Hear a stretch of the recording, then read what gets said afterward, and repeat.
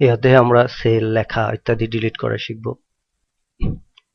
আপনি যদি কোনো লেখা ডিলিট করে দিতে চান তাহলে সেই সেলে ক্লিক করে বোর্ডের ব্যাকস্পেস অথবা ডিলিট প্রেস করতে পারেন। লেখাটি ডিলিট হয়ে যাবে। যদি একাধিক লেখা বা একাধিক সেলের লেখা ডিলিট করতে চান তাহলে সেই সেলগুলোকে সিলেক্ট করে ব্যাকস্পেস অথবা ডিলিট প্রেস করার মাধ্যমে কিন্তু ডিলিট করে দিতে পারেন। দেখতে পাচ্ছেন ডিলিট প্রেস করলে একাধিক সেলে একসাথে ডিলিট করতে পারেন। আমরা আন্ডু করবো, একটু আগে দেখেছিলাম। আন্ডু করার মাধ্যমে আমরা পূর্বের অবস্থায় ফিরে আসতে পারি। সিলেক্ট করে আমরা ডিলিট প্রেস করে ডিলিট করে দিব। আর যদি আমরা ব্যাকস্পেস চাপি তাহলে নির্দিষ্ট যে সেলে আমরা সিলেক্ট করা থাকবে ফার্স্ট সেল, সেই সেলটা কিন্তু ব্যাকস্পেসের মাধ্যমে ডিলিট হয়।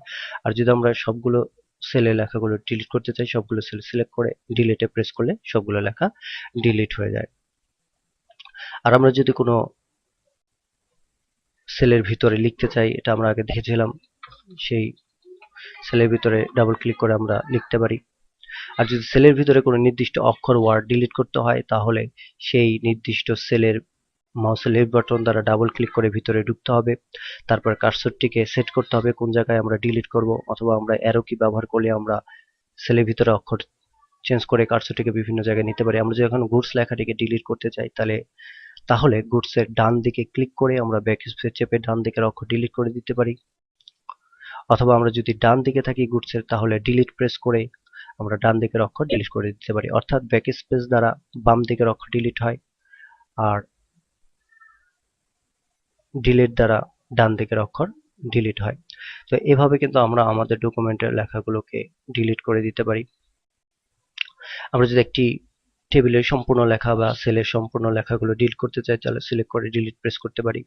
এখানে দেখতে পাচ্ছেন লেখাগুলো কিন্তু ডিলিট হয়ে গেছে, কিন্তু সেলের যে ডাটা টেবিলটি ছিল সেই টেবিলটি কিন্তু ডিলিট হয়নি। টেবিলটিকে আবার ডিলিট করার জন্য আমরা আসলে ডিলিট করি না, আমরা যে শিখেছিলাম যে বর্ডারকে নান করতে হয় সেখান থেকে আমরা নো বর্ডার করে দেবো, সেক্ষেত্রে কিন্তু বর্ডার বাতিল হয়ে যাবে। তো এইভাবে আমরা সিলেক্ট করে ডিলিট প্রেস করে লেখাকে ডিলিট করতে পারি। তারপর নো বর্ডার দিয়ে বর্ডারও মুছে দিতে পারি।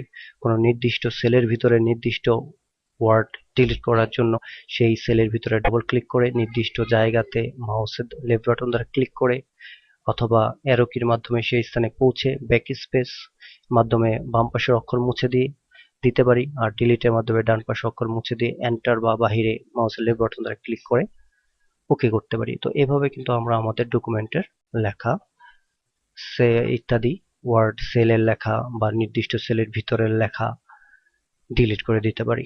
ধন্যবাদ।